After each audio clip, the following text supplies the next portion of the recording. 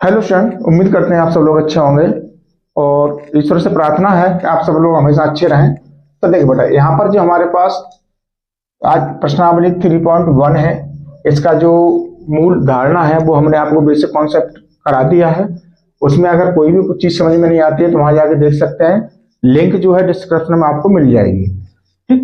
अब देखिए बेटा, यहाँ पर क्वेश्चन नंबर 1 है, जिसमें कहता है निम्न समस्याओं और रेखीय समीकरणों के युग्म बनाइए और उनके ग्राफीय विधि से हल कीजिए। यानी ये हमारे पास समस्या दे रखी है, अब इससे हमें समीकरण बनाने हैं और इसको सॉल्व करना है। किससे? ग्राफीय विधि से। ये विधि ये दे रखी है, वो दे रखी है बेटा ग्राफीय विधि।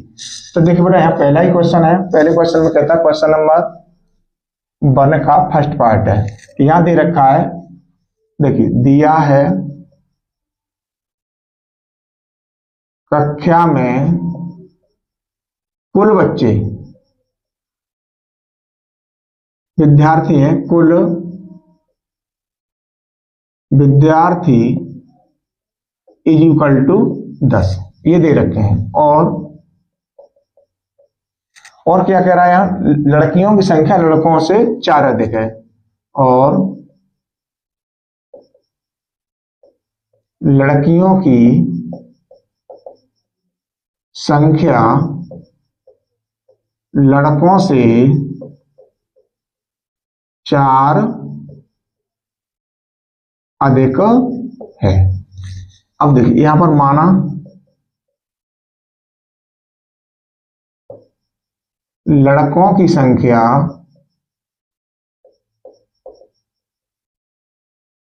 x और लड़कियों की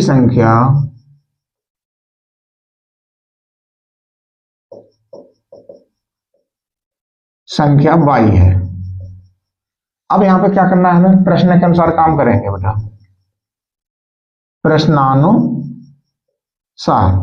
अब प्रश्नानुसार के लिए कुल बच्चे कितने हैं हमारे पास? x plus y is equal to कितना है बेटा? 10। समीकरण नंबर हो जाएगा ये फर्स्ट। अब दूसरा क्या कहता है? दूसरे के अकॉर्डिंग x बराबर वाई रखते हैं। अब ये लड़कियों की संख्या है वाई, अब ये 4 अधिक है किससे? लड़कों से, तो इसमें से 4 घटा देंगे। अब x वाई को इधर ले आएंगे तो x minus y is equal to minus का 4। समीकरण नंबर हो जाएगा बेटा ये 2। अब देखिए यहाँ पर ग्राफ बनाएंगे। ग्राफ बनाने के लिए हमें क्या चाहिए? कोऑर्डिनेट चाहिए, यानी इसके निरसान निकालने के लिए समीकरण 1 और 2 के लिए टेबल बनाएंगे। तो यहाँ लिखेंगे समीकरण 1 के लिए सारणी। तो देखिए समीकरण क्या है हमारे पास? x plus y is equal to 10। तो x और y के मान यहां से निकालने। अब देखिए इसमें हम x बराबर 0 रख देते हैं तो ये पूरा हमारे पास 0 हो जाएगा। y बराबर कितना बचेगा बेटा? हमारे पास 10 बचेगा। अब देखिए हम यहाँ पर y बराबर 0 रखेंगे तो x बराबर क्या बचेगा? 10।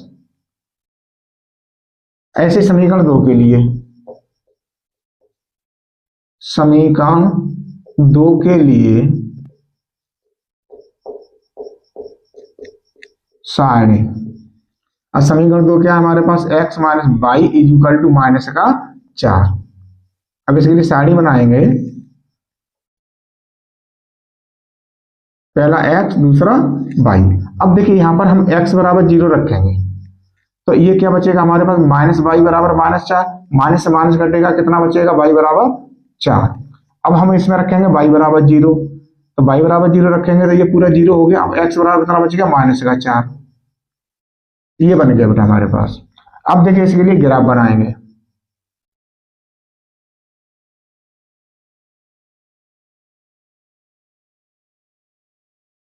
तो ये होता है एक्स अक्ष, ये होता है एक्स डैश, ये वाई और ये वाई डैश।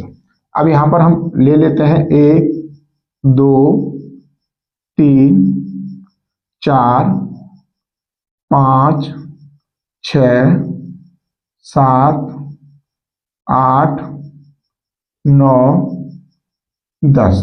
ऐसे ही हम वाई पे लेंगे 1 2 3 4 5 6 7 8 9 10।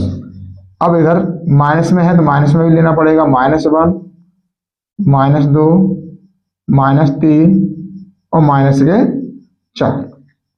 अब देखिए पहला वाला क्या है, x 0 है, y 10 है, तो ये आ गए हम इस जगह पर y अक्ष पर 0,10।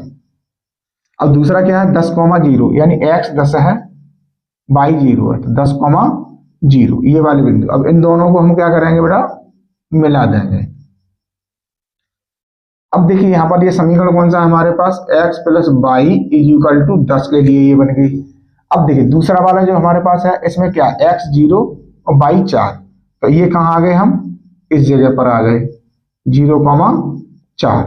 अब दूसरा क्या है -4, तो -4 हमारे पास ये है यहाँ पर -4,0।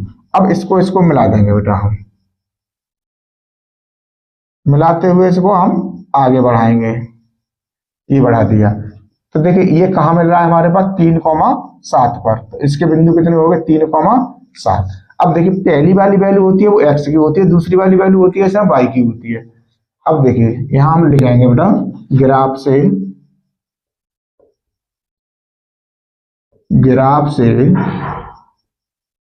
ज्ञात होता है कि x, y = 3,7। ये हमारे पास कितने हो गया, अतः लड़कों की संख्या 3 और लड़कियों की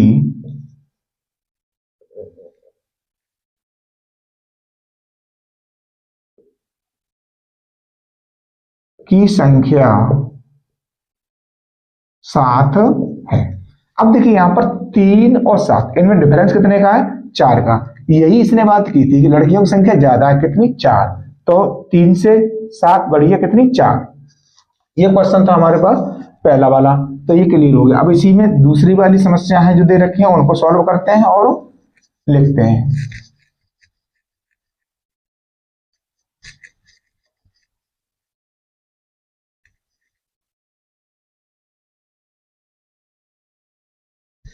अब देखिए दूसरे वाले में क्या कहता है, 5 पेंसिल तथा 7 कलमों का कुल मूल्य 50 रुपया है और 7 पेंसिल तथा 5 कलमों का मूल्य 46 रुपया है, तो एक पेंसिल तथा एक कलम का मूल्य ज्ञात कीजिए।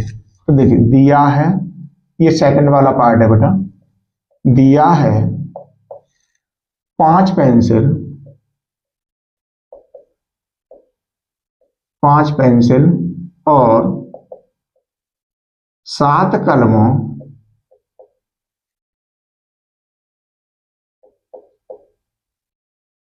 का मूल्य 50 रुपए और 5 पेंसिल तथा 5 पेंसिल, सॉरी 7 पेंसिल है बेटा, ये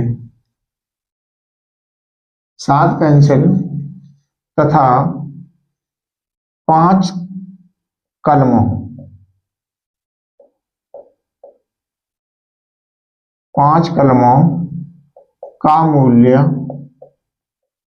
46 रुपए है, ये हमको दे रखा है। अब देखिए इसे पूछा क्या गया है कि एक पेंसिल और एक कलम का मूल्य, तो यहां बेटा हमें मानना पड़ेगा। तो देखिए माना एक पेंसिल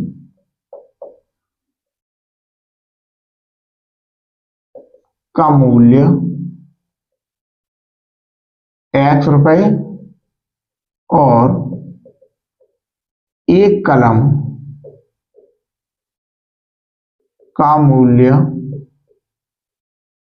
22 रुपए है। अब देखिए बेटा यहां पर जब एक पेंसिल का मूल्य हमने मान लिया तो यहां कितना दे रखा है, 5 पेंसिल, तो एक पेंसिल का मूल्य 100 रुपया है, तो 5 पेंसिल का कितना हो जाएगा, 5x। इसी प्रकार से एक कलम का मूल्य कितना, 22 रुपए, तो 7 कलमों का मूल्य कितना हो जाएगा, 7y। अब यहां लिखेंगे बेटा हम प्रश्नानुसार।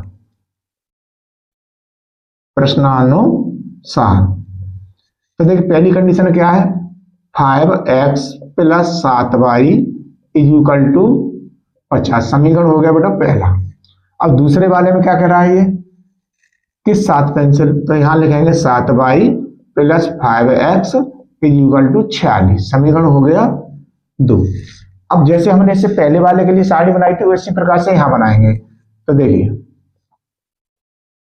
समीकरण 1 के लिए सारणी, समीकरण 1 क्या है हमारे पास, 5x plus 7y is equal to 50।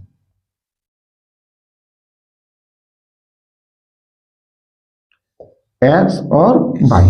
अब देखिए हम यहां पर क्या करेंगे, x बराबर रखेंगे 0।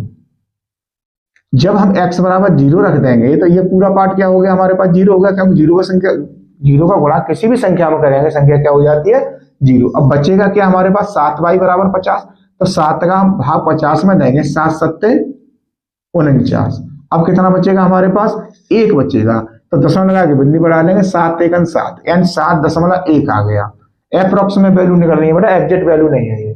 अब यहाँ पर देखिए हम y बराबर अगर हम 0 रख देते हैं तो ये पूरा पार्ट क्या हो गया 0 हो गया। अब 5x इक्वल टू 50 हो गया, तो x बराबर कितना हो जाएगा 10। अब यहां लिखेंगे समीकरण 2 के लिए सारणी। अब समीकरण 2 है हमारे पास 7x प्लस 7x, ये बेटा यहां पर x है, यहां पर है y, मिस्टेक हो गई, तो ये हो जाएगा 5y इज इक्वल टू 46। अब देखिए यहां पर जो है फिर कोऑर्डिनेट निकालेंगे हम x और y। अब देखिए यहां पर हमने क्या किया, x बराबर 0 रख दिया। जब x बराबर 0 रखेंगे तो पूरा ये क्या हो गया 0 हो गया। अब बचा क्या हमारे पास 5y बराबर 46। अब देखिए 5 का ऐसे मल्टीप्लाई करेंगे तो 5 ने 45 हो जाएगा। अब कितना बचेगा 1, तो दशमलव लगा के 2, 5 दूनी 10 हो जाएगा। अब यहाँ पर क्या करेंगे हम y बराबर 0 रख देंगे, तो ये पूरा पार्ट क्या हो गया 0 हो गया। अब बचा क्या 7x इज इक्वल टू 46, तो 7 छिक्के 42।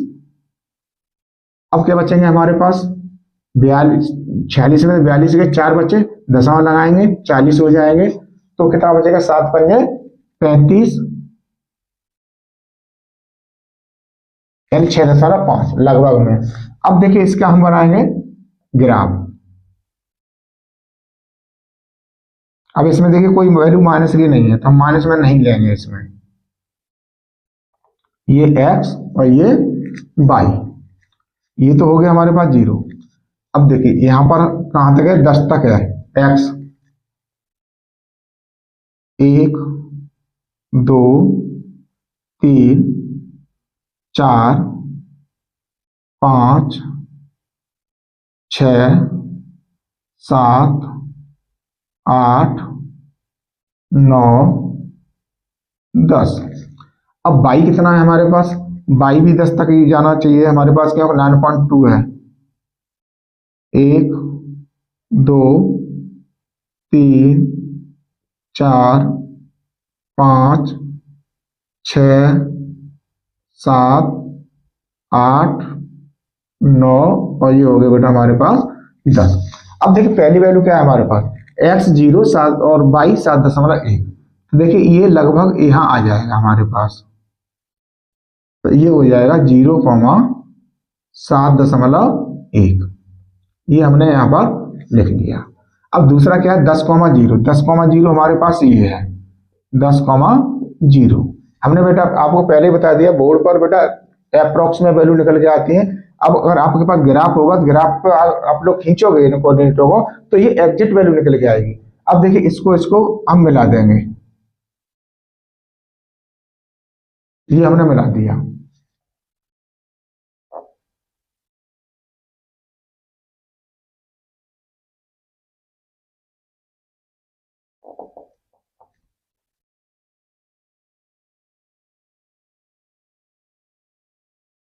अब देखिए दूसरी वाली वैल्यू जो है हमारे पास, दूसरा वाला समीकरण है इसको बनाएंगे। अब देखिए x 0 है, 9.2 है y, तो 9.2 पे हम आ जाएंगे यहाँ पर।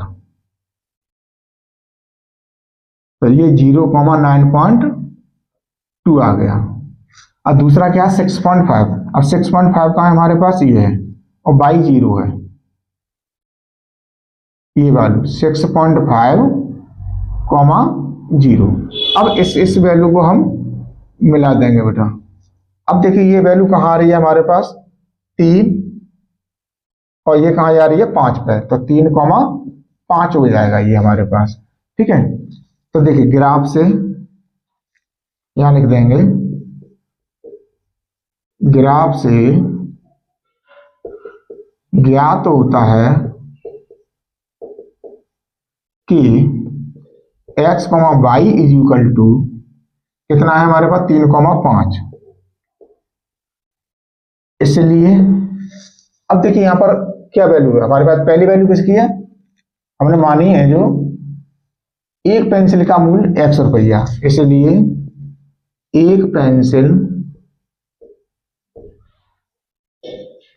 का मूल्य बराबर 3 रुपए और एक कलम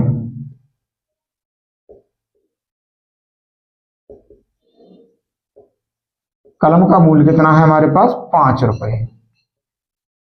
है। ये था बेटा हमारे पास इसका आंसर। अब है इसके बाद मेरा क्वेश्चन नंबर 2, उसे देखते हैं।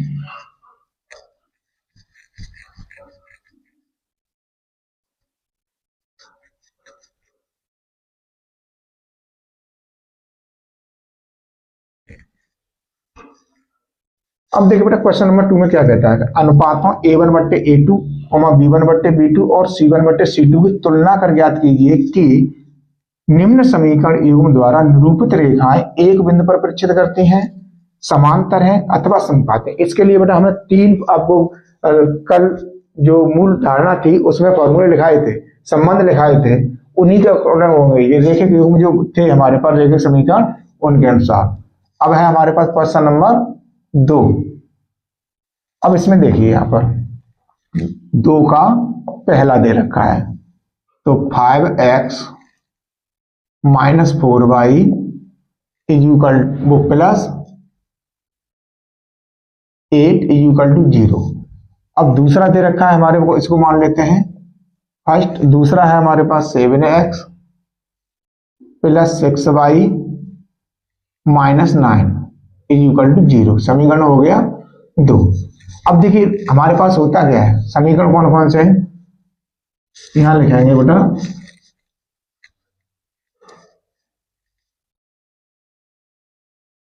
दिए गए समीकरणों की तुलना A1x plus B1y plus C1 is equal to 0 और A2x plus B2y plus C2 is equal to 0 से करने पर। अब देखिए यहां पर पहले वाले समीकरण की तुलना किससे करेंगे हम, पहले वाले से, दूसरे वाले किससे करेंगे, दूसरे वाले से। तो देखिए A1 इज इक्वल टू कितना हो जाएगा 5, B1 कितना हो जाएगा माइनस का 4, C1 कितना हो जाएगा हमारे पास 8, A2 कितना हो जाएगा हमारे पास 7, B2 कितना हो जाएगा हमारे पास 6 और C2 कितना हो जाएगा हमारे पास माइनस का 9। क्योंकि यहां पर जो x का गुणांक है A1 है, इसमें x का गुणांक कितना है 5, तो ये 5 आ गया। y का गुणांक कितना है B1, इसमें y का गुणांक कितना -4, तो ये -4 हो गया। अचर पद C1 है और यहाँ अचर पद है 8, तो ये C1 इज इक्वल टू 8। ऐसे समीकरण वाले समीकरण की हो गई।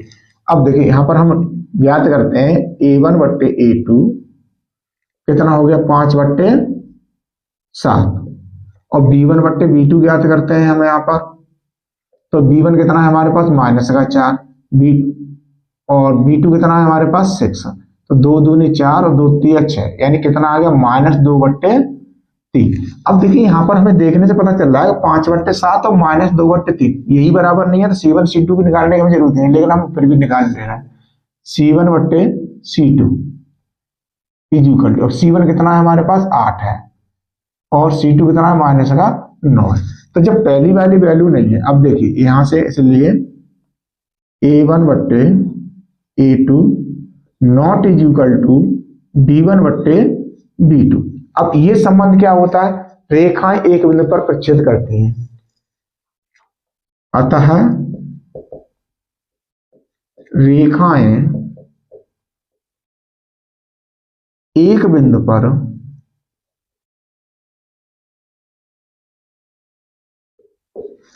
प्रतिच्छेद करेंगे। यही तो पूछा था इसने। तो पहला नियम क्या था, पहला संबंध है हमारे पास, वही संबंध इसमें बना। तो इसमें कहा है कि प्रच्छेद करती हैं या नहीं करती। तो यहाँ ये क्लियर हो गया कि जब A1 बट्टे A2 है और not is equal to B1 बट्टे B2 है, तो ये रेखा एक बिंदु पर प्रच्छेद करेंगे। अब देखिए यहाँ पर दूसरा वाला समीकरण है हमारे पास। दूसरा वाला दे रखा है 9x plus 3y plus 12 is equal to 0। समीकरण हो गया 2। और दूसरा दे रखा है 18x plus 6y plus 24 is equal to 0। समीकरण हो गया 2। तो देखिए यहां पर क्या है, समीकरणों की तुलना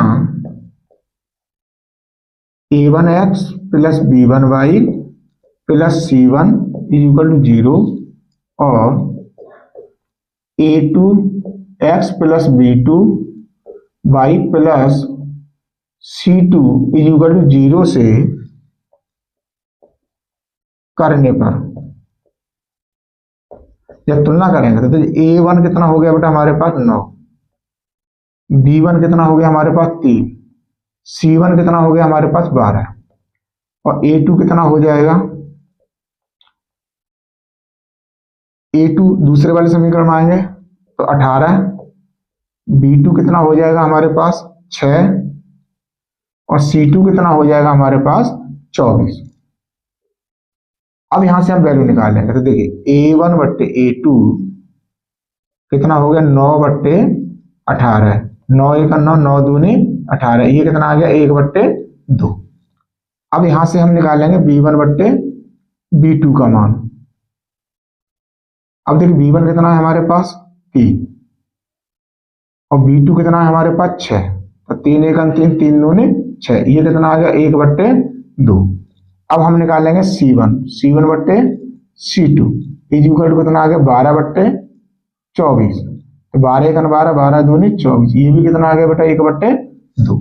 अब आपको दिखाई दे रहा होगा कि A1 बट्टे A2, B1 बट्टे B2 और C1 बट्टे C2 दोनों वैल्यू, तीनों वैल्यू किसी हमारे पास 1 बट्टे 2। इसलिए A1 बट्टे A2 बराबर B1 बट्टे B2 बराबर C1 बट्टे C2 इज इक्वल टू 1 बट्टे 2 दे रखा है। ये सभी का मान कितना है 1 बट्टे 2। अतः रेखाएं कैसी होंगी, संपाती होंगी, संपाती होंगी। इसमें दूसरे वाले में क्या पूछा था, समांतर संपाती, तो ये संपाती वाला आ गया, क्योंकि जब तीनों वैल्यू अगर इक्वल आ रही हैं हमारे पास, तीनों का संबंध बराबर है, तो ये कैसी होती है, संपाती होती है। अब देखिए यहां पर जो तीसरा वाला पार्ट रह गया है उसको भी देख लेते हैं फटाफट से।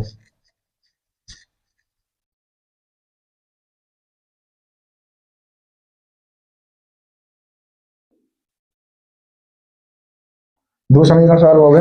अब है हमारे पास तीसरा वाला। अब तीसरा वाला क्या है बेटा हमारे पास 6x minus 3y, 6x minus 3y plus 10 is equal to 0। समीकरण हो गया पहला 2x माइनस y